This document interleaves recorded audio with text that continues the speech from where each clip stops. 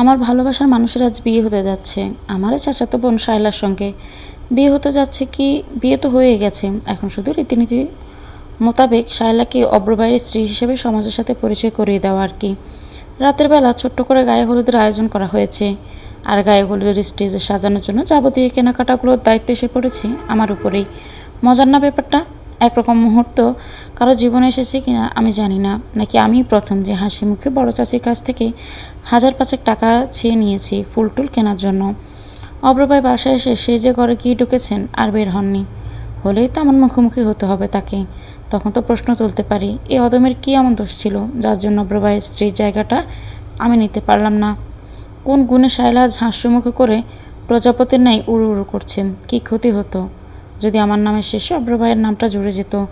বাক্যগুলো ডায়ের পাতায় তুলতে তুলতে বাম হাত দিয়ে চোখের জলগুলো মুছে নিল পড়ন্ত। বাড়িতে মোটামুটি রমরমা ভাব চলে এসেছে ইতিমধ্যেই। একমাত্র বড় চাচি মুখ গোমরা করে গায়ে হলুদের আয়োজন করছেন। তিনি চেয়েছিলেন ছোটোখাটো আয়োজনের মাধ্যমে শায়লাকে ছেলের বউ হিসেবে গড়ে তুলে নিতে। শায়লাকে এমনিতেও পছন্দ করেন না তিনি। শায়লার উড়নচণ্ডী স্বভাবে এর জন্য অনেকাংশে দায়ী। মেয়েটা রূপে গুণে থাকলেও মেজাজটা চটচটা ধরনের আর ভীষণ জেদি।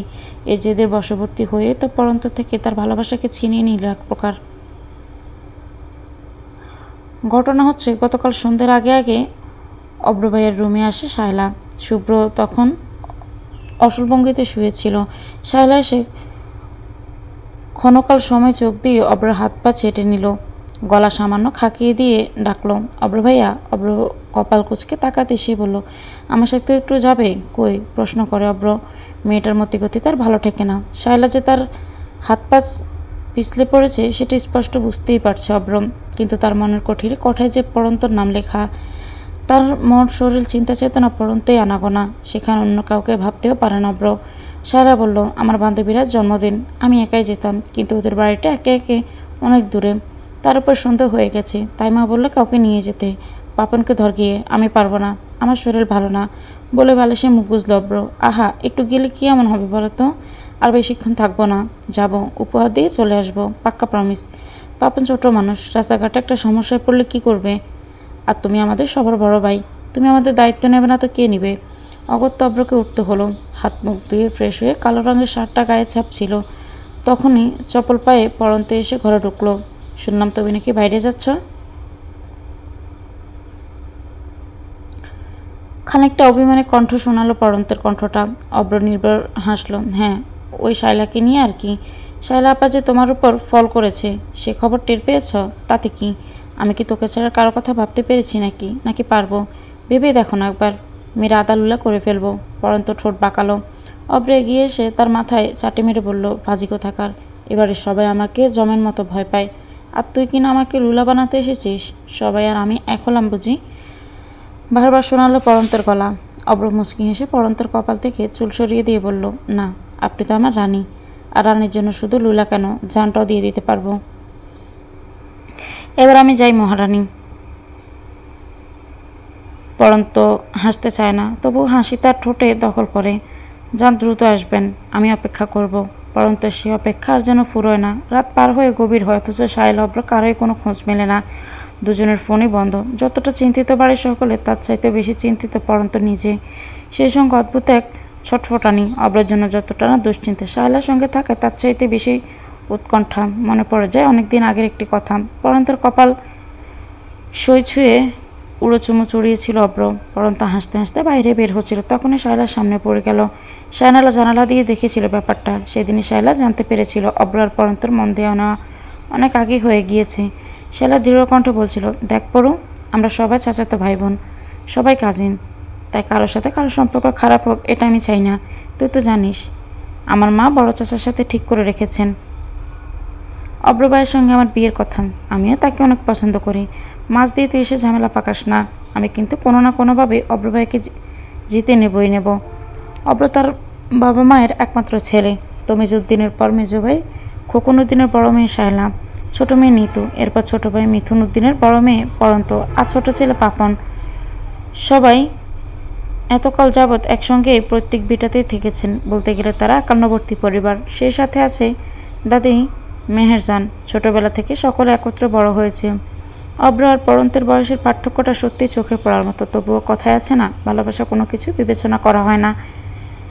কার জন্য কখন কিভাবে মনের গোপন কুঠুরিতে এসে বংশবিস্তার করতে শুরু করে তা কেউ জানে না।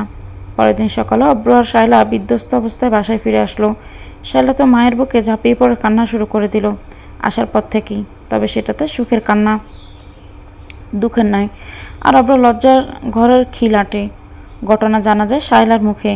বান্ধবীর বাসা থেকে ফেরার পথে বৃষ্টির মুখে পড়ে যাওয়ার রাস্তার পাশেই পরিত্যক্ত একটা ছাউনির নিচে দাঁড়িয়ে নিজেদের আড়াল করে দুজন। বেশ কিছু সময় সেখানে থাকার পরে বৃষ্টি কমছে না দেখে দুজনেই বেশ চিন্তিত হয়ে পড়ে। কোনো রিক্সা বাহন কিছুই পাচ্ছিল না তারা। এমন সময় স্থানীয় কয়েকজন বখাটের দল সেখানে এসে উপস্থিত হলে তাদের নিয়ে বিভিন্ন বাজে মন্তব্য শুরু করে। অব্র জানায় শায়লা তার চাচাতো বোন, কিন্তু সবাই উল্টো বিদ্রুপ করে হেসে ওঠে বিশ্বাসের বদলে। অব্র ফোন করে বাসায় জানাতে চাইলে তারা দুজনের ফোনই কেড়ে নেয়। তারপর এক প্রকার বগল দাবা করে এলাকায় চেয়ারম্যানের নিকট যায়। সেখানে গিয়ে অব্র আশ্চর্যের অতিশয্যে পৌঁছায় যখন শুনে চেয়ারম্যানকে বখাটের দলেরা বলেছে ওদের দুজনকে নাকি ঝোপের আড়ালে বাজে কাজ করতে দেখে হাতে নাতে ধরা হয়েছে। শায়লা তো শুনেই কেঁদে ফেলে। অব্র তখন মাটিতে মিশে যাওয়ার জোগাড়। চেয়ারম্যান যখন শুনলো এরা অন্য এলাকার ছেলে মেয়ে, তখন সে নিজেও পেয়ে বসলো। অব্র থেকে মোটা অঙ্কের টাকা দাবি করে। বিনিময়ে অব্র বলে বাসায় জানাতে ওদের পরিস্থিতিটা। তারা তখন বাসায় জানায় তো নাই, উল্টো দুদিকে ধরে বেঁধে দিয়ে পড়িয়ে দেয়। অব্র যখন কবুল বলেছিল তার গলার সবটুকু শ্বাস গিয়ে আটকে ছিল। অপরদিকে শায়লা বেশ গদগদ করে কবুল বলে। সে তো একদিক থেকে খুশি হয়েছে, অব্রকে নিজের করে পেয়েছে। সবটা শোনার পর বাড়িতে মোটামুটি একটা বিধ্বস্ত অবস্থা হয়ে গেল। সবাই নীরব, স্নায়ুযুদ্ধে ভেঙে পড়লেন। শেষে দাদি উপায় বাতলে দিলেন, যা হওয়ার হয়েছে। আল্লাহ পাক এদের কপালে এইভাবেই বিয়ে লিখে রেখেছিলেন। আর দুটোই বাড়ির ছেলে মেয়ে, তাই আর দেরি না করে পারিবারিকভাবে বিয়ে সম্পন্ন করা উচিত। সেই রেশ ধরে আজ তাদের গায়ে হলুদের অনুষ্ঠান করা হবে, যদিও তা একদম ছোটো মোটো করে।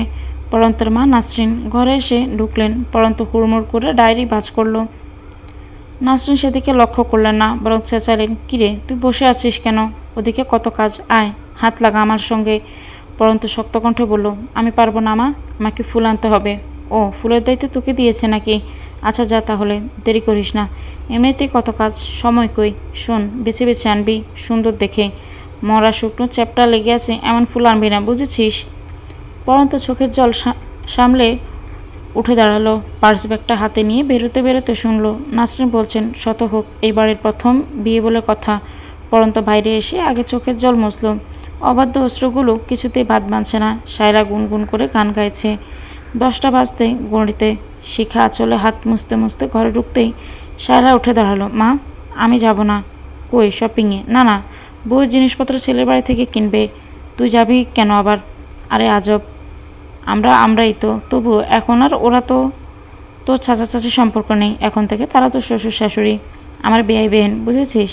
নিয়মকানুন তো মানতেই হবে। তুই এখানে আয়, বস, তোর সাথে আমার কথা আছে। শিখা মেয়ের হাত ধরে বিছানায় বসালেন। কি বলবে মা? হ্যাঁ রে শায়লা, তুই খুশি তো? দেখ, বিয়েটা যেভাবে হয়েছে হয়েছে, তাই বলে ছাড়াছাড়ি তো করিয়ে দিতে পারি না বল। তোর বাবা অবশ্য বলেছিল একবার, যা হয়েছে দুর্ঘটনা ভেবে ভুলে যাও, দুজনকে তালাক করিয়ে দাও। শায়লা ব্যতিব্যস্ত হয়ে উঠল। না, ভুলে এ ধরনের সিদ্ধান্ত নিতে যেও না তোমরা, বিয়ে যেভাবে হোক আমি মন থেকে মেনে নিয়েছি। আর শায়লা মুখ নামালো লজ্জায়। শিখা তারা কণ্ঠে বললেন, আর কি? আর হলো গিয়ে, আমি তো অব্রবাইকে আগে থেকেই পছন্দ করতাম। শিখে শায়লার পিঠে মৃদু চাপড় দিয়ে, ভাই কিসের, এখন থেকে নাম ধরে ডাকবি। আর আমি জানি তুই ওকে আগে থেকেই পছন্দ করতিস, এই জন্যই আমিও তো তোকে অব্রর হাতেই দিতে চেয়েছিলাম। যাক, যেভাবেই হোক আমার দোয়া কবুল হলো। শায়লা মুখ নামিয়ে রাখলো। তার মনের বাগানে হরেক প্রজাপতির ভিড় লেগেছে। তারা সব লাগামহারা ভাবে উঠছে। দুটোর দিকে ঘেমে নিয়ে বাড়ি ফিরল পরন্ত। সঙ্গে নিতুও গিয়েছিল। দুপুর খাওয়ার জন্য পরন্তকে ডাকা হলো, ও গেল না। একটা লম্বা শাওয়ার নিয়ে ছাদে চলে গেল স্টেজ সাজানোর জন্য। সঙ্গে পাপনা নিতুকে নিল। নিতু জিজ্ঞেস করলো, আপু কীভাবে ডেকোরেটর করবে? Any idea? আরে কাঠবেলের মালাগুলো ঝুলিয়ে দাও পেছনে, আর গোলাপগুলো তোলার মতো সাজিয়ে লাগিয়ে দাও চারিদিকে, শর্টকাটে সুন্দর সাজ। বলে ঠোঁট গুল করে শীষ দিয়ে উঠল পাপন। হঠাৎ পরন্ত বলে উঠল, আমি সাজাবো আমার মনের মতো করে। সিঙ্গেল গোলাপগুলো পেছনে টেপ দিয়ে মেরে দে নিতু, বাঁকা বাঁকা করে, আর জারবেরা দিয়ে চারপাশ ভরে উঠবে। কাঠবেলি থাকবে পিলারগুলোতে জড়িয়ে জড়িয়ে, চারিদিকে যেন ফুলের গন্ধে মোমো করে। এটাও সুন্দর হবে বলে পাপনার নেতু হাত লাগালো কাজে। পরন্ত খানিকক্ষণ থম মেরে ধরে রইল।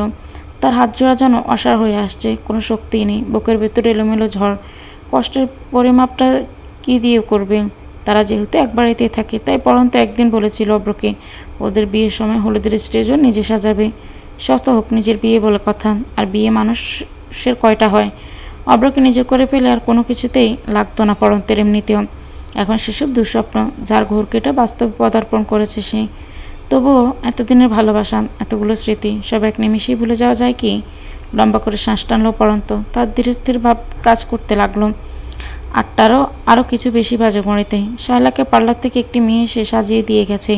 তার গায়ে কুসুম রঙের শাড়ি, তবে কুসুমের চেয়েও হলুদ রঙটি বেশি ফুটে আছে। কানে হাতে গলায় মাথায় কাঁচা ফুলের গয়না। এত অল্প সময় এত কিছু কীভাবে জোগাড় করে ফেললো কে জানে। পরন্তু শুধু চেয়ে চেয়ে দেখলো। তার পাশ কাটিয়ে শায়লাকে স্টেজে উঠিয়ে বসানো হলো। শায়লা স্টেজে বসে পরন্তের দিকে একটা চোখে হাসি ছুঁড়ে দিল, যার অর্থ আমি তো অব্রকে জিতে নিলাম, কি করবি আবার তুই? পরন্ত আনমনেই হাসলো। কি করবে সে? কিছুই না। অব্রের দাবি সে ছেড়ে দিয়েছে। অনার্সটা শেষ হলে সে দেশ ছাড়তে চাইবে, যে কোনো মূল্যে। এক বাসায় অব্রের স্ত্রী শায়লাকে মেনে নিয়ে থাকা সম্ভব না। যতটুকু জ্বলসে গেছে ভেতরটা যাক, সে ঝলসানো উত্তাপের উপর বারবার আগুনের আঁচ আসুক। পরন্ত সেটা চায় না। সবাই মোটামুটি সেজেছে, শাড়ি পরেছে, পরন্তই কিছু পরেনি। সে কাজের দোহাই দিয়ে সব কিছু থেকে নিজেকে গুটিয়ে নিয়েছে। বড় চাচি ডেকে বললেন, পরন্ত মা, শায়লার সাথে সাথে থাকিস তো? পরন্ত সঙ্গে সঙ্গে বলে উঠল, আমার আরও কাজ আছে কাকি, আমি পারবো না গো। নিতুকে বলো। বলেই সরে গেল পরন্ত, নইলে কাকে জোড়াজোড়ি করতেন। কাঠবেলির একটা মালা একটু ঝুলে ঝুলে গেছে, যে কোনো মুহূর্তে খুঁড়ে পড়তে পারে। সুতা দিয়ে ঠিকঠাক করছিল পরন্ত সেটা। তখনই শুনলো সবাই মিলে বরকে নিয়ে আসছে। একই পরিবারের লোক যেহেতু, তাই শায়লার পাশেই অব্রকে বসানো হবে। শুধু মাঝখানে পাতলা ফিনফিনে পর্দা তুলে দিবে হলুদ ছোঁয়ানোর সময়। পরন্তর দম বন্ধ হয়ে গেল। ডোক গিলে ঠোঁট চেপে নিজেকে সামলানোর চেষ্টা করলো সে। শায়লার দিকে তাকালো। শায়লা লজ্জা মাখা মুখ নিয়ে মাথা নত করে আছে। বুকটা কামড় মেরে উঠল পরন্তের। এই জায়গায় তো তার থাকার কথা ছিল, সেখানে শায়লা কেন? কিসের জন্য? সব লণ্ডভণ্ড করে দেবে সে। হবে না, কিচ্ছু হবে না। বন্ধ করো, গান বন্ধ করো। দু হাতে কান চেপে ধরল পরন্ত। তার বুক হাঁপড়ের মতো ওঠানামা করছে। আশেপাশের শব্দ ছাপিয়ে তার কানের মধ্যে ঝিনঝিন ধরনের একটা শুকনো সাউন্ড হচ্ছে। চোখে অন্ধকার দেখতে লাগলো সে। কেউ কিছু বলে ওঠার আগে মাটিতে ধপ করে শুয়ে পড়ল পরন্ত। সঙ্গে সঙ্গে অব্রের যেটা ঘটেছে সেটা নিছকই একটা অ্যাক্সিডেন্ট, অথচ তারই রেশ ধরে একেবারে অনুষ্ঠান করতে যাওয়ার মানে সামাজিক পারিবারিক দুটো দিকে শায়লাকে নিজের স্ত্রী হিসেবে স্বীকৃতি দেওয়া। আর এমনটা মরে গেলেও চায় না অব্র। তার চোখের সামনে বেশি বেড়ায় টুকরো টুকরো অতীত, যেখানে পরন্ত ছপল পায়ে দাপিয়ে বেড়াচ্ছে। আর সে মুগ্ধ দৃষ্টিতে সেই দৃশ্য গিলছে। মনে পড়ে যায় অনেক দিন আগের একটি ঘটনা। বড় ফুফির মেয়ের জন্য পাত্র দেখা হয়েছে। এবার পাত্রের বাসায় গিয়ে সামাজিক দেখা সাক্ষাতের পালা। নিতু, পরন্ত আর অব্রবাদে বাকি সবাই গিয়েছিল সেই অনুষ্ঠানে। নিতু যায়নি, ওর পেট খারাপ বলে, আর পরন্ত যায়নি, অব্র যায়নি বলে।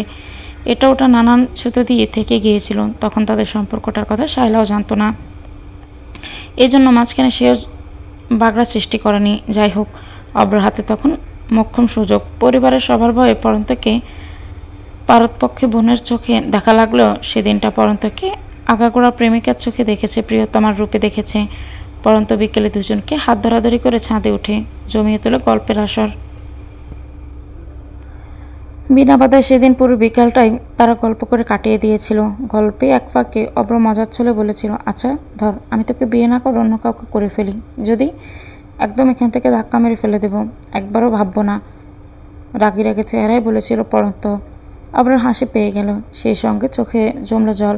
সে ছেলে মানুষ, তাকে তো কান্না মানায় না। পৃথিবী উল্টে পাল্টে যাক, তাকে শক্ত থাকতে হবে, কঠোর থাকতে হবে। কিন্তু কীভাবে থাকবে সে? মন চায় একজনকে, অথচ ভাগ্যে লিখে রেখেছে আরেকজনকে। তমিজুদ্দিনের সাথেও কথা বলেছিল অব্র। ইনিয়ে বিনিয়ে না, সাফ সাফাই জানিয়েছিল শায়লাকে বিয়ে না করার কথা। ওটা জাস্ট একটা অ্যাক্সিডেন্ট ব্যতীত অন্য কিছুই তো নয়।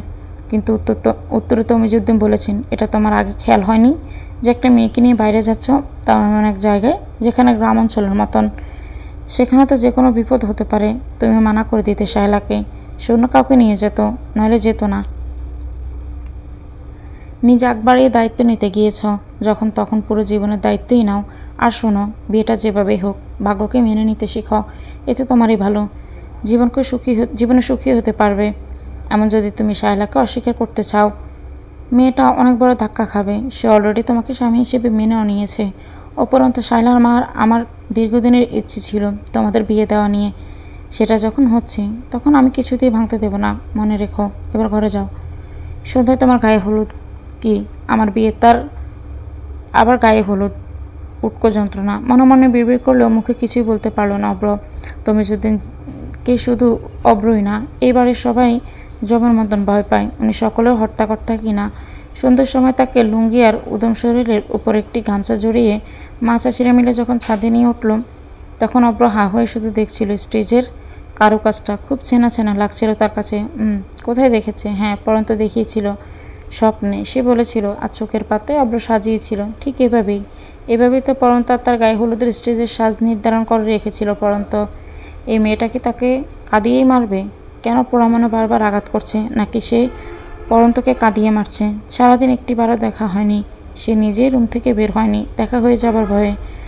পরন্ত দিঘি টলমল চোখ জোড়া সে দেখে ফেলে। তখন নিজের অন্তর্দহনে নিজেকে পুড়ে মরতে হবে। একদিকে পরিবার, অপরদিকে ভালোবাসা। আফসোস, মানুষ এমন পর্যায়ে এসে দাঁড়ালে পরিবারকে বেছে নেয়। তাহলে ভালোবাসা কি? খুবই ঠুনকো মানসিক রোগের নামই ভালোবাসা। এসব সাতপাঁচ চিন্তাধারার মাথায় উগিত হওয়ার সঙ্গে সঙ্গে অব্র পরন্তকে দেখতে পেল। তার দিকে পিট করে দাঁড়িয়ে আছে, কিছু একটা করছে। আর করতে করতে মাথা ঘুরে শুয়ে পড়ল পরন্ত। অব্র চমকে উঠল। একটা হুলস্থুল কাণ্ড বেঁধে গেল মুহূর্তে।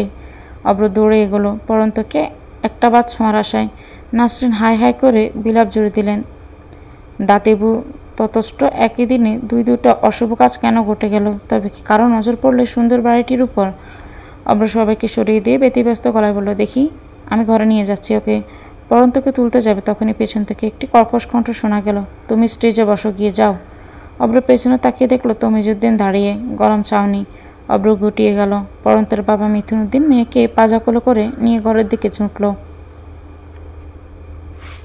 নাসরিনকে শোনা গেল বলছেন, সারাদিনে কিচ্ছু খায় নাই, অথচ কত জায়গায় দৌড়াইল। ও অজ্ঞান হবে না তো কে হবে? অব্রের বুকটা ভার হয়ে এলো ক্রমশ। পরন্তু সারাদিনে কিচ্ছুটি মুখে তুলল না। মেয়েটা জীবনে এগিয়ে যাক খোদা, আমাকে ভুলে যাক, মনে মনে প্রার্থনা করল সে। তাকে ধরে বসানো হলো শায়লার পাশে। পরন্তু অজ্ঞান হয়েছে তা নিয়ে শায়লার ভেতর কোনো উৎকণ্ঠা নেই, সে খুশি। তার পাশে অব্র এসে বসায়। অব্র একবারে শায়লার দিকে তাকালো না, চোয়াল শক্ত করে বসে রইল।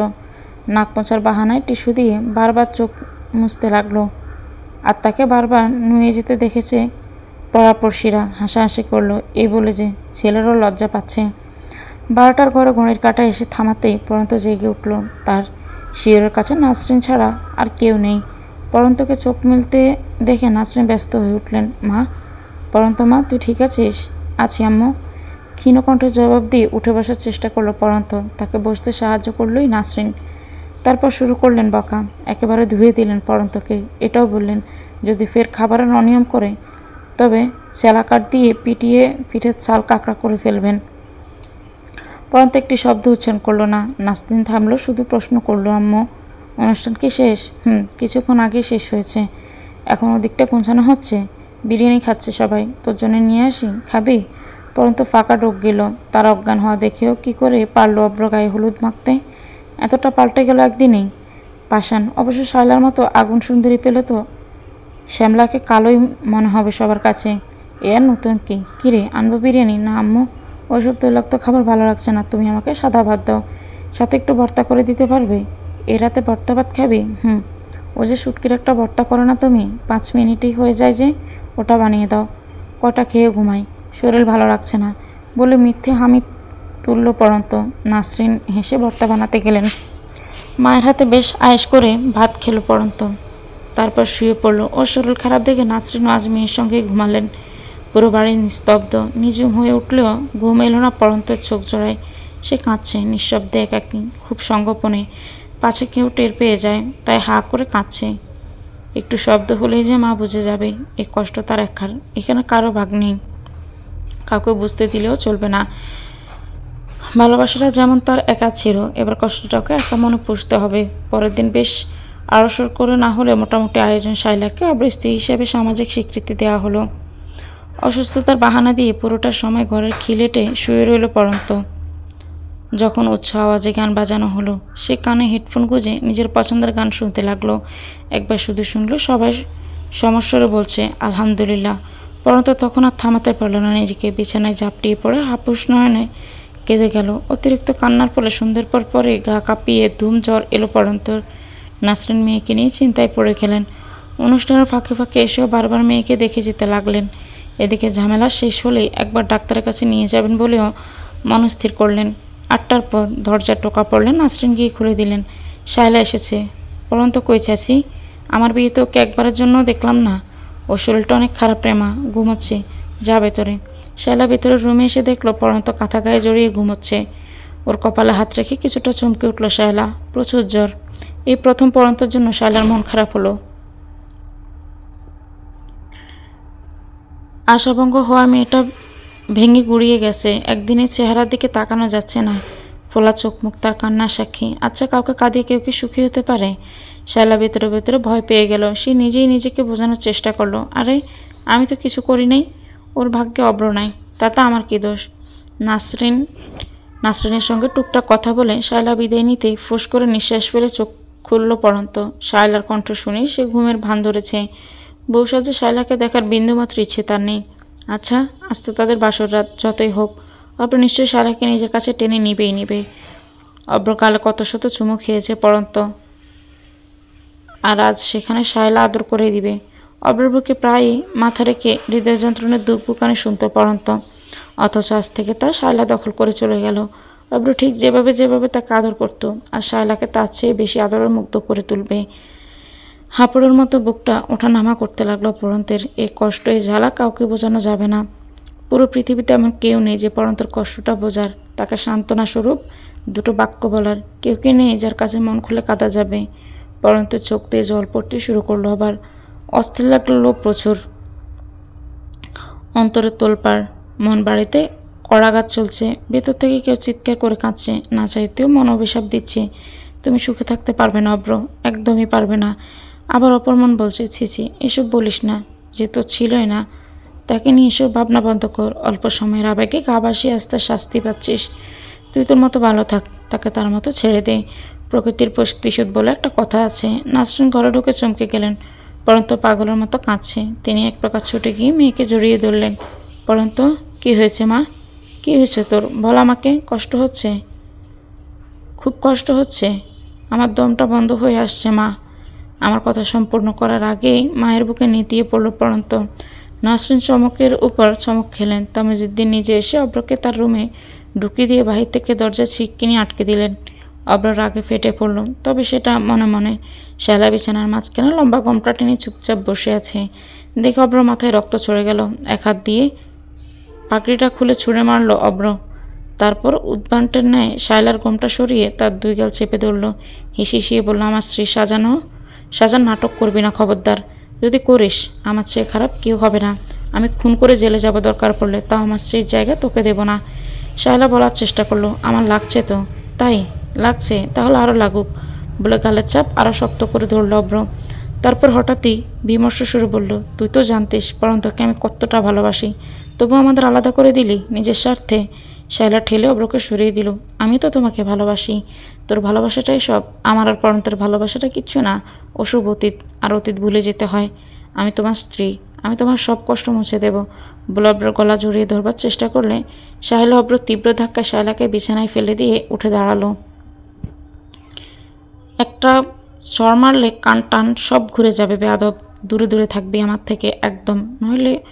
অব্র তেড়ে এসে ঝুঁকে পড়ল শায়লার উপর। শায়লাকে চোখ দিয়ে গরম চাউনি ছুঁড়ে মারল। শায়লা তো ভয় পেলই না, উল্টো অব্রর গলা দুহাতে জড়িয়ে তাকে নিজের উপর ফেলে দিল। অব্র কিছু বুঝে ওঠার আগে তার গালে শায়লার অদর স্পর্শ পেল। শায়লা ঠোঁটের দিকে নিজের অশ্রুত এগিয়ে দিল, কিন্তু তার আগে শক্ত হাতের চড়ে তার মাথা বনবন করে উঠল। সে বিস্মরিত নয়নে অব্রর দিকে তাকালো। অব্র ততক্ষণ উঠে পড়েছে, এক হাতে গাল ডলছে, কিছু বলছে না, তবে অগ্নি চোখে তৎক্ষণাৎ শায়লার দিকে তাকিয়ে রইল। সে চোখের অর্থ, আমার থেকে দূরে থাকিস, নইলে একদম 1000টা উপহার পাবি। কিছুক্ষণ পর অব্র বাথরুমে ঢুকে গেল। শায়লা কাঁদা কাঁদা চোখে উঠে বসলো। সেই সঙ্গে অব্রকে উদ্দেশ্য করে মনে মনে গালি হারবালো কয়েকটি। দিকে চাপা গঙানির শব্দে নাসরিনের ঘুম ভেঙে গেল। পিটপিট করে চোখ মেলতেই তিনি পুরোপুরিভাবে অবাক হয়ে দেখতে লাগলেন বেলা 9টার আগে না হওয়া ওঠা মেয়েটা আজ ফজরের নামাজে মোনাজাত ধরে হাউমাউ করে কাঁদছে, তবু পুরোটাই নিঃশব্দে, যদিও তার অজান্তে এক ধরনের চাপা গঙানির শব্দ পুরো ঘরময় ধ্বনিত হচ্ছে। নাসরিন তবু উঠলেন না, মটকা মেরে পড়ে রইলেন। এতক্ষণ যাবৎ পরন্তর কোনো শারীরিক অসুখ হয়েছে এমনটা ভাবছিলেন তিনি, কিন্তু এখন চিন্তাধারার মোড় পাল্টে গেছে। তার মেয়ে জটিল কোনো মানসিক বিপর্যতার মধ্যে দিয়ে যাচ্ছে, কিন্তু কী সে বিষয়টি পরন্ত তো বলছেও না। প্রেম ঘটিত কোনো কারণ হলে বলার সম্ভাবনাও কম। আমার দেশের ছেলেমেয়েরা বাবা মায়ের সাথে এতটা ফ্রেন্ডলি আচরণ করতে পারে না চাইলেও। অজানা আশঙ্কায় ভয় মনে সবসময় দানা পেকে থাকে। পরন্ত উঠছে, তাই দ্রুত চোখ মুদে ফেললেন নাসরিন। তার হঠাৎই ভীষণ কষ্ট লাগলো। মেয়েটা তার একা একা কষ্ট পাচ্ছে, অথচ সে মা হয়ে কিছু করতে পারছে না। কী বা করবে সে? এই কষ্টের উৎপত্তি কোথায় তাই তো জানেন না তিনি। রাতের আধার কেটে ধীরে ধীরে আলোকিত হচ্ছে চারপাশ। বড় জানালার পাশে দাঁড়িয়ে অবাক নয়নে দিনের শুরু দেখলো পরন্ত। মনে মনে প্রার্থনা করলো সকালে মেয়ের ভার মুখ দেখে এর কারণ শিখা কিছুটা হলেও আন্দাজ করতে পারলেন। চুলোর ছায়ের পানি বসিয়ে দিয়ে তিনি শায়লার দিকে ফিরলেন। শায়লার শরীর হালকা গোলাপি জামদানি, সুন্দর মানিয়েছে। ফর্সা শরীরে গোলাপের পাপড়ির ন্যায় লাগছে। শিখা মনে মনে আওড়ালেন মাশাল্লাহ। তারপর বললেন, কী রে, তুই এভাবে প্যাঁচার মতো মুখ করে দাঁড়িয়ে আছিস কেন? জামাই ওঠেনি? শায়লা সে কথার জবাব না দিয়ে অস্থির দৃষ্টিতে এদিক ওদিক তাকাতে লাগলো। শিখার মনে হলো শায়লার চোখে পানি জমেছে, সেটাই লুকোনো ব্যর্থ চেষ্টা করছে মেয়েটা। শিখে এগিয়ে এসে মেয়ের কাঁধে হাত রাখলেন। কি হয়েছে মা, আমাকে খুলে বল। শায়লা নিজের আবেগ ধরে রাখতে পারল না আর, শিখার সামনে কেঁদে দিল। ও আমাকে মেনে নেয়নি মা। কথাটি শুনে শিখা মোটেও চমকালেন না, বরং এটি স্বাভাবিক। একটা দুর্ঘটনার বশবর্তী হয়ে বিয়েটা হওয়া একদিনই সব কিছু মেনে নেওয়া যায় না নিশ্চয়ই। সময়ের প্রয়োজন, সময়ই পারে সব সম্পর্ককে নতুনভাবে জুড়ে দিতে, আবার ভেঙে দিতে। এতে এত কান্নাকাটি করার কী আছে? আজ না মেনে নিচ্ছে কাল নেবে, কাল না নিলে পরশু। শোন, বিয়ে যখন হয়েছে তখন মেনে নিতেই হবে। তুই ওকে সময় দে, বুঝলি? তার সামনে সেজেগুজে থাকবি সবসময়, ওর খেয়াল রাখবি, হাসি মুখে কথা বলবি, দেখবি তোর মায়া জালে অব্র ফাঁসবে। এরকম প্যাঁচ প্যাঁচ করলে কোনো দিনই মেনে নেবে না। নে চোখ মুছেবার। শিখা নিজেই শায়লার চোখ মুছিয়ে দিলেন। তারপর চায়ের পানিতে চা পাতি, চিনি আর দুধ দিয়ে কিছুক্ষণ জাল করে গাঢ় চাটা তৈরি করলেন। 1 কাপ চা শায়লার হাতে দিয়ে বললেন, এটা নিয়ে যা, খেতে না চাইলেও জোর করবি না, রেখে চলে আসবি চুপচাপ। ওকে বোঝাবি যে তুই তাকে সময় দিয়েছিস নিজেকে মানিয়ে নেওয়ার জন্য। এক সময় না এক সময় সে ফিরবেই তোর কাছে। বিয়ে ব্যাপারটা এমন, আল্লাহ আলাদা রহমত থাকে এতে। শায়লাকে দেখে মনে হলো মায়ের কথা সে অনেকটাই শান্ত হয়েছে। চুপচাপ চায়ের কাপ নিয়ে নিজেদের রুমের দিকে যাত্রা শুরু করলো। বাহিরে ঝলমলে রোদ, উত্তপ আবহাওয়া, সূর্যের রোশনি জানালা ভেদ করে টাইলসের মেঝের উপর এসে আছড়ে পড়েছে। টাইল চিকচিক করছে, দেখতে সুন্দর লাগছে। সেদিকে তাকে একটা দীর্ঘশ্বাস ছাড়ে অব্র। পরন্ত যদি আজ তার জীবনে থাকতো, তবে তার জীবনটা এরকম চকচক হতো, সুন্দর আর আকর্ষণীয় হতো। আফসোস, পরন্তকে সে হারিয়ে ফেলেছে। পর মুহূর্তেই নিজের চিন্তা ভাবনায় বাধা দিল নিজেই। পরন্তকে কেন হারাবে সে? পরন্ত কোথাও যায়নি, বিয়ে হয়েছে তো কি হয়েছে?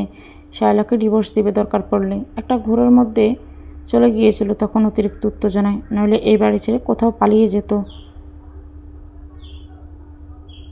এই চোর পালালে বুঝি বুদ্ধি বাড়ে, এই তার বাস্তব প্রমাণ। এই জন্যই গুরুজনরা বলে বিপদের সময় উত্তেজিত না হয়ে মাথা ঠান্ডা রাখতে। দরজা দিয়ে কারো আগমনের উপস্থিতি টের পেয়ে অব্র ভাবনার গতিপথের রাশ টেনে ধরল।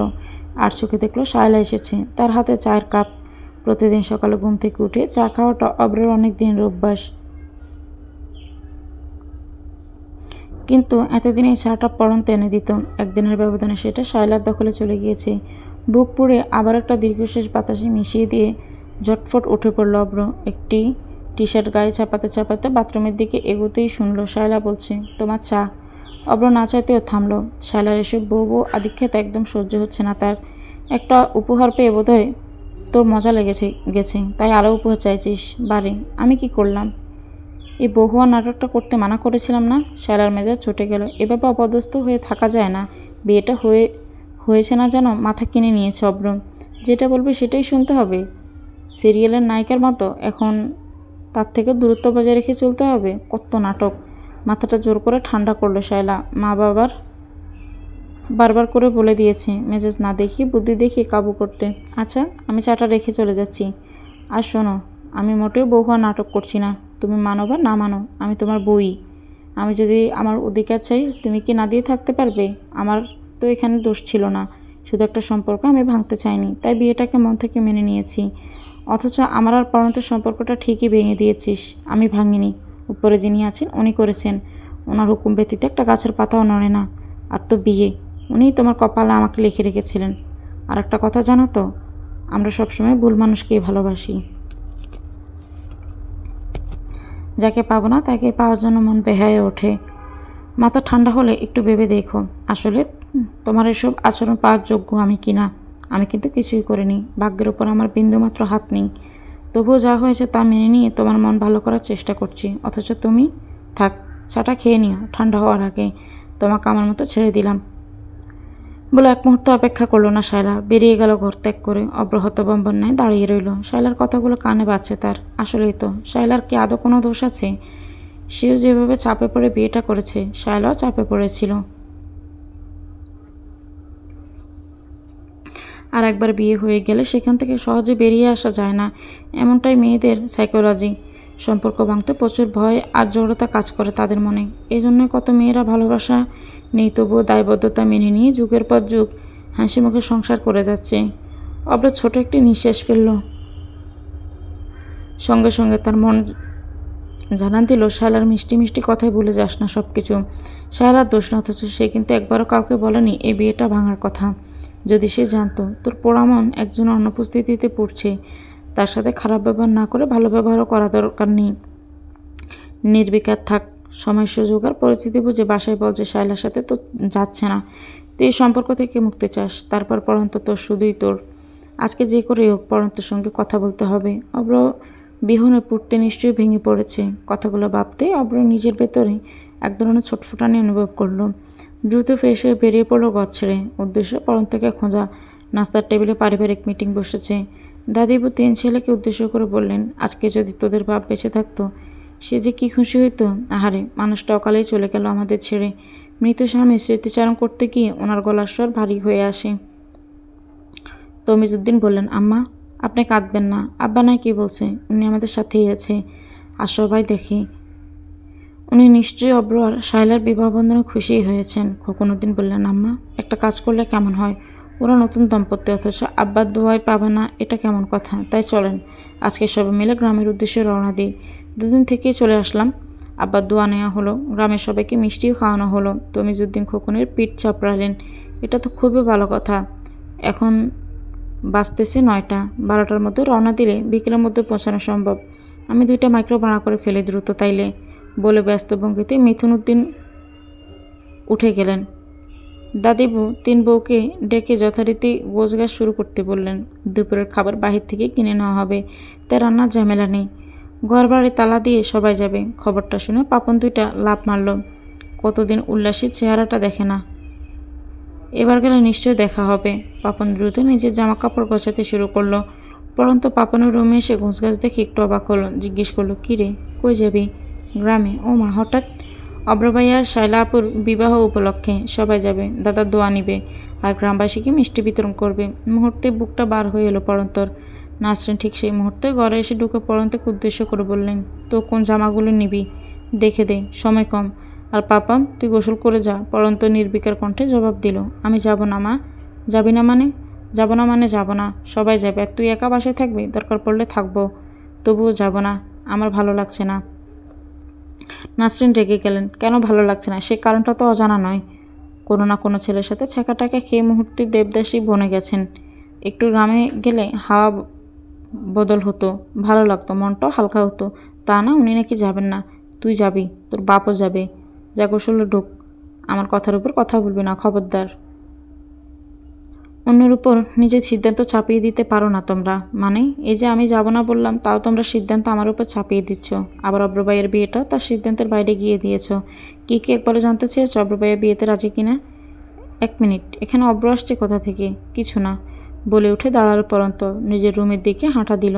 নাসরিন হতবাক, পরন্তের আচরণ কিছুতেই তার মাথায় ঢুকছে না।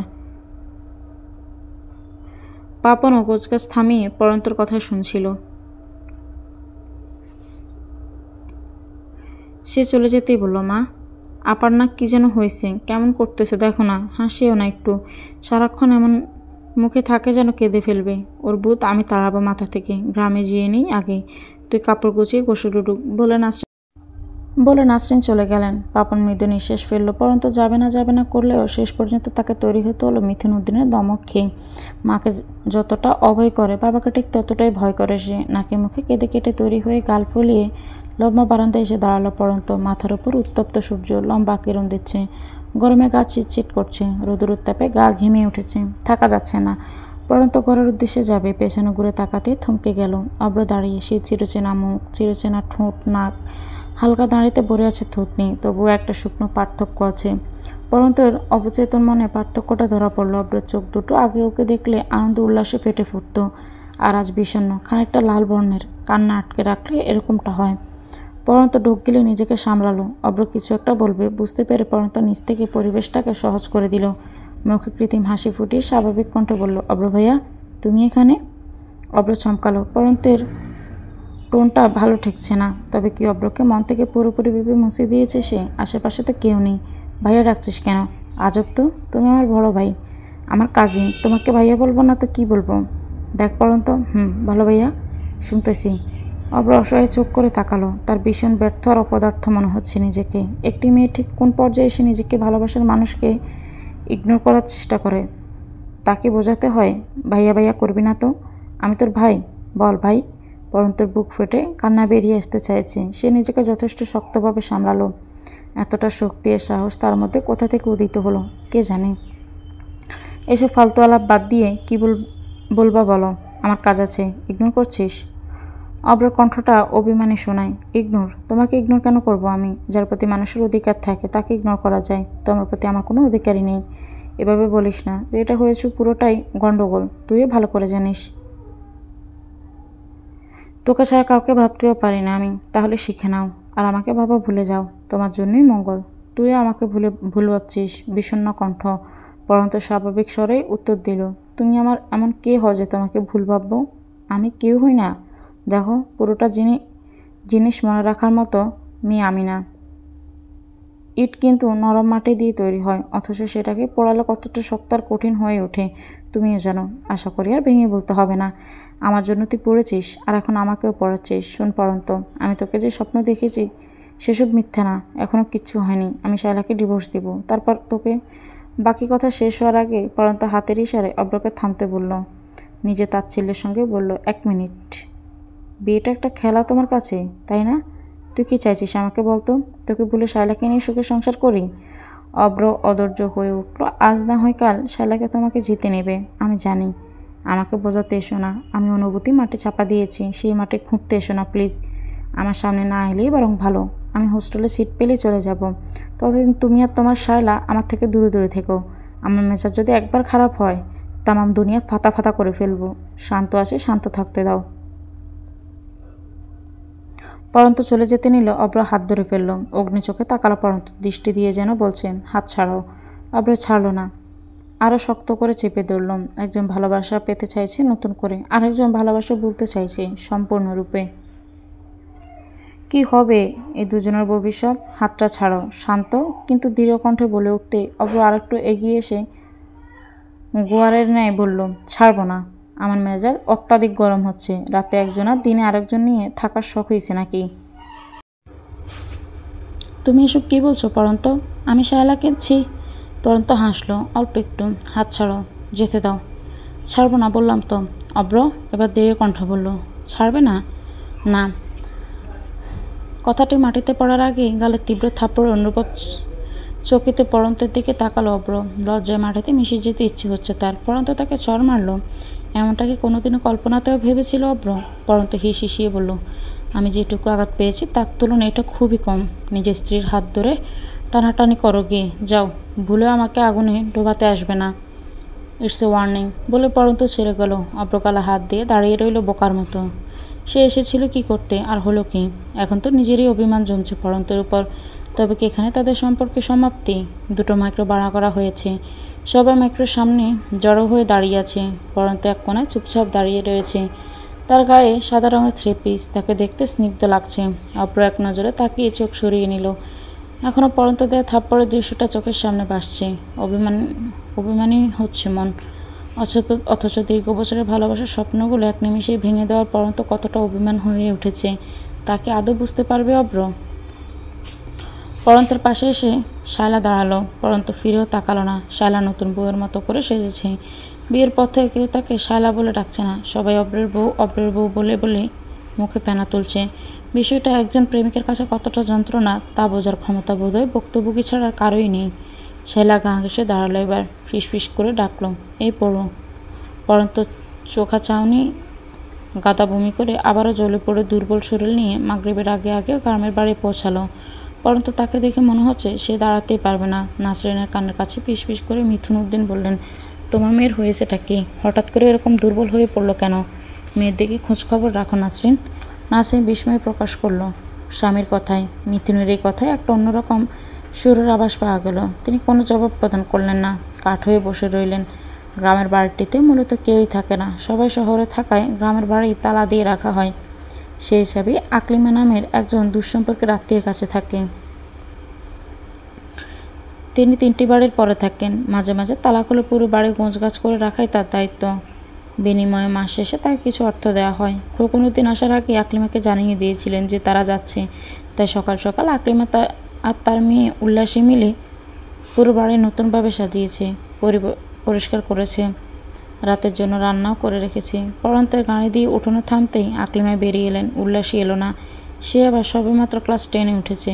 কদিন বাদেই পরীক্ষা। সে তাদের বাসায় চলে গিয়েছে, পড়ছে। পাপন আতিপাতি করে পুরো বাসা খুঁজে উল্লাসীকে না পেয়ে বুঝলো সে তাদের বাসায় রয়েছে। কিন্তু এখন তো যাওয়া সম্ভব না, আগে ফ্রেশ হোক,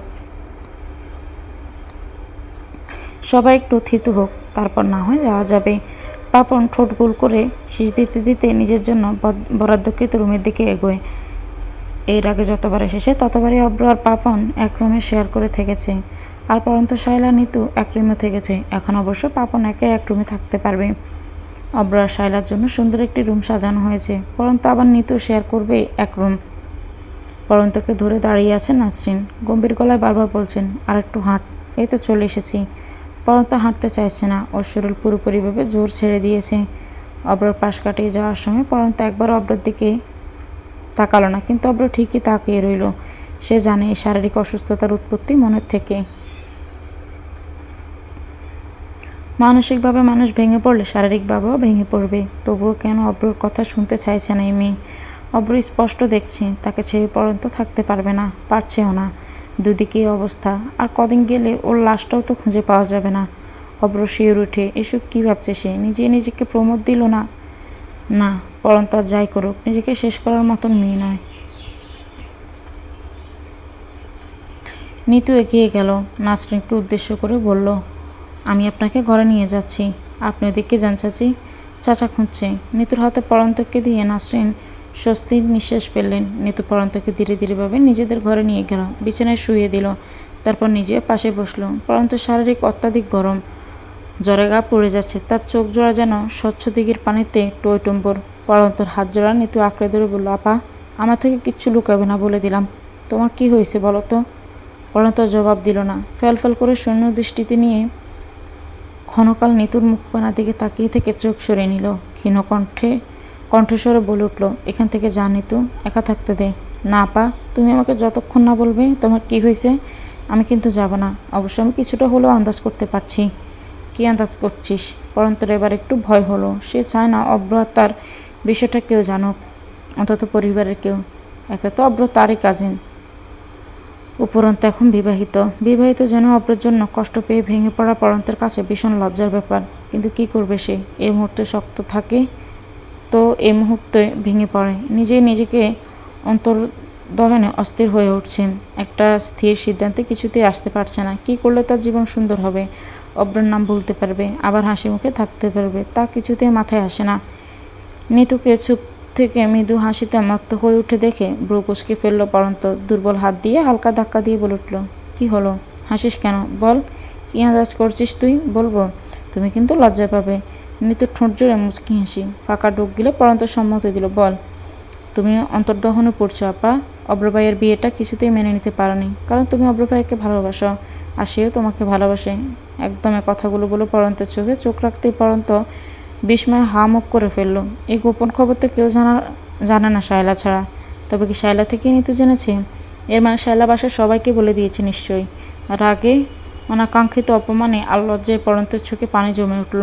নিতু ব্যতিব্যস্ত কণ্ঠে বলল, না না, আমি কাউকে বলবো না আপা, তুমি কেঁদো না প্লিজ।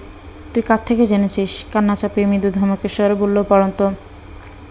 প্রত্যুত্তরে নীতি মুচকি হেসে বিজ্ঞান নাই বলল, কারো থেকে জানি নেই, নিজে নিজেই বুঝছি। তুমি সবার থেকে লুকাতে পারলো, আমার থেকে লুকাতে পারো না আপা। মনে আছে একদিন সবাই বড় পুপির বাসায় গিয়েছিল, তুমি, আমি আর অব্রভাইয়া বাসায় রয়ে গিয়েছিলাম। তোমরা দুজন সেদিন সারা বিকেল ছাদে গল্প করে কাটিয়েছিলে।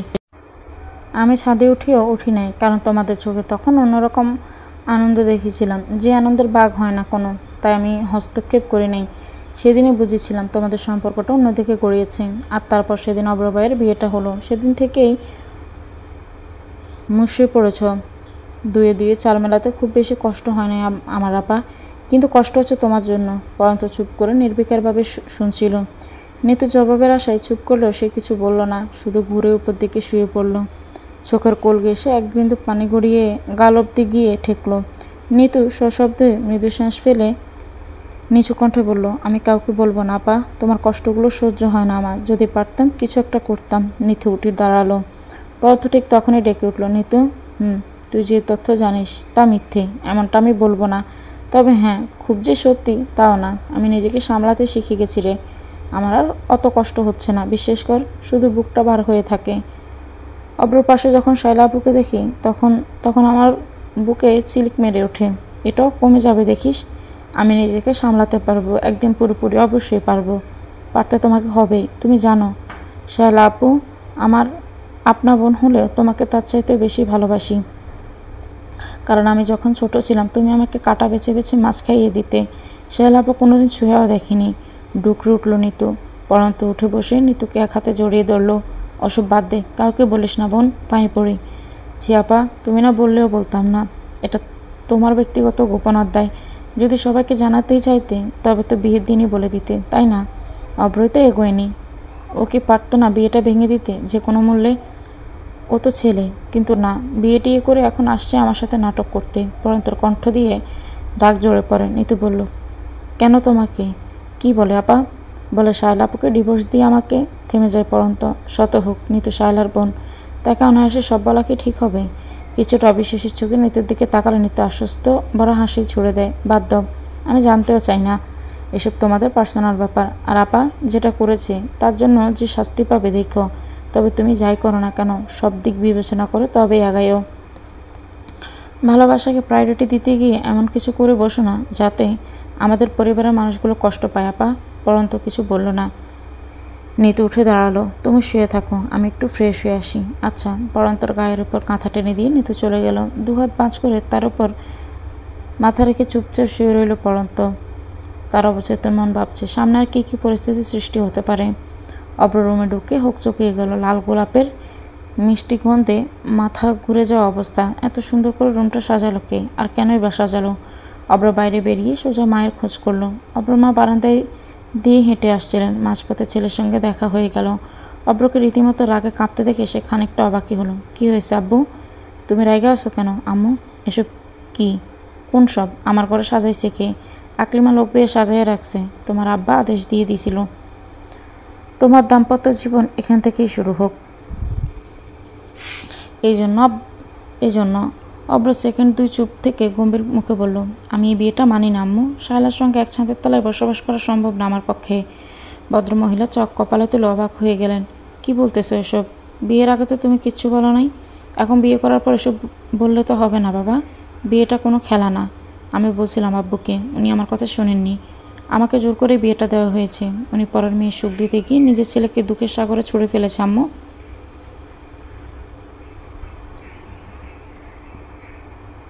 আমি সব সহ্য করতে পারছি না। আমার জীবনটা তছনছ হয়ে গেল আম্মু।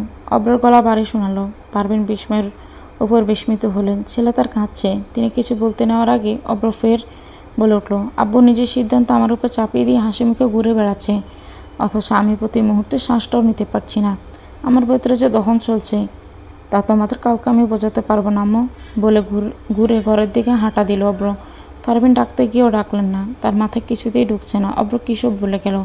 আবার কাঁদছেও ছেলেটা। একটা পুরুষ মানুষ কোন পর্যায়ে গেলে কাঁদতে পারে তা বোঝার ক্ষমতা তার আছে।